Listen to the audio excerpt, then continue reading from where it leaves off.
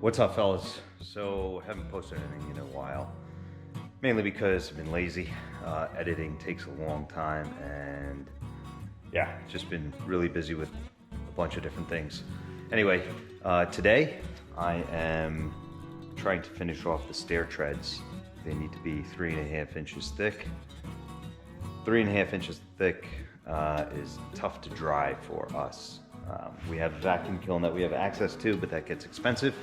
So I'm going to make somewhat of a veneer. The top tread is going to be 1.5 inches, and then I'll wrap it with some ambrosia maple. The stair tread is ambrosia maple from a tree that was in the backyard that my wife still breaks my stones about cutting down. Unfortunately, this space you see behind me was a little bit more important. I did like that tree. It was pretty cool, and it was enormous. Saved a bunch of the slabs from it, and now I'm using that to cut into our stair treads. Here's some of it. Doesn't look like much, but beautiful stuff. Once it's finished, you'll see how beautiful they are and pretty cool. And you know, I thought it was kind of cool that you know, I took a tree from the backyard and used it for something permanent in the house. You could see the flattening lines here. Yeah, so we bought the slab flattening jig from Stone Coat Countertops. I think that's what it is. Can't really remember the name exactly, but they're pretty popular on YouTube, so I'm sure you guys have seen it.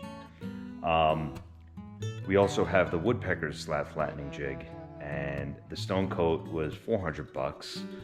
The woodpeckers was, I think we got it on sale for like $1,200 or $1,300, but normally priced it's $1,800. Let me tell you, the woodpeckers sucks. The dust collection sucks. Everything about it just, yeah, it's not, I would never buy it again. The Stone Coat is perfect. It's easy, simple to set up, doesn't require much space. You could break it down, store it in a corner, and it doesn't take up much. The woodpeckers, it's just enormous. It's 11 feet long, 5 feet wide, I believe. It's just not, for the money that you gotta spend, it sucks. Enough of that.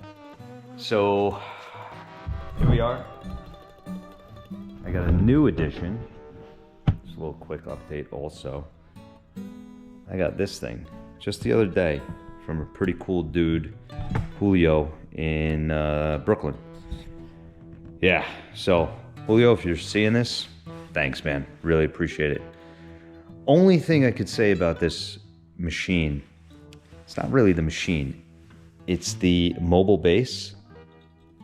This side, the operator side, the holes do not allow for articulating casters. So I'm gonna have to make some adjustments on that. So originally you could see that these casters are articulating, and if you see the angle, that's it. You can't rotate them 360 degrees. Originally, when I got it from Julio, they were fixed, so just front and back, and that, you know, with my space, that doesn't work. Anyway, we'll get to that in another video, maybe. Yeah, I'm gonna just forget about that for now, and I'll put you guys on time lapse and watch me make these stair treads. I'm sure there's an easier way of doing it. This is the way I feel comfortable doing it, and yeah, everything is oversized. The tread's finished dimension is 36 wide, 10.5 deep. So I'm cutting them 11.5 by 40, so then I can trim them down when I'm all finished. All right, here we go.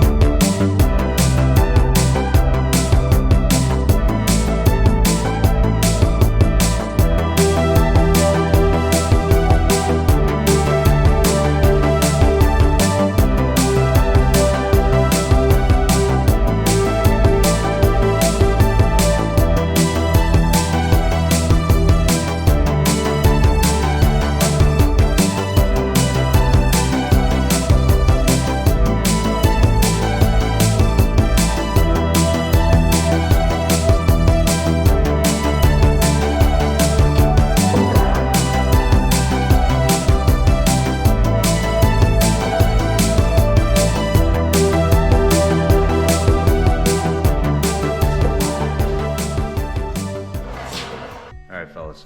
So that finally does it. Got all the stairs to rough dimensions. They're 40 and a half, between 40 and 41 and a half long. Finished dimensions is 36 by 10 and a half. So these are at 11 and a half wide at the moment. I'm gonna plane them. That'll be a second video just because this is a little bit long and probably nobody has made it this far.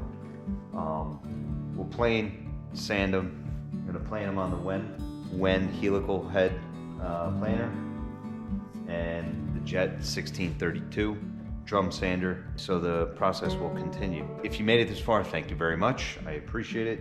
Please hit like and subscribe. I don't really care about the subscriptions. I really gotta get more watch hours. So if you can, put my videos on loop. It would be really helpful. Thanks for watching. We'll see you later.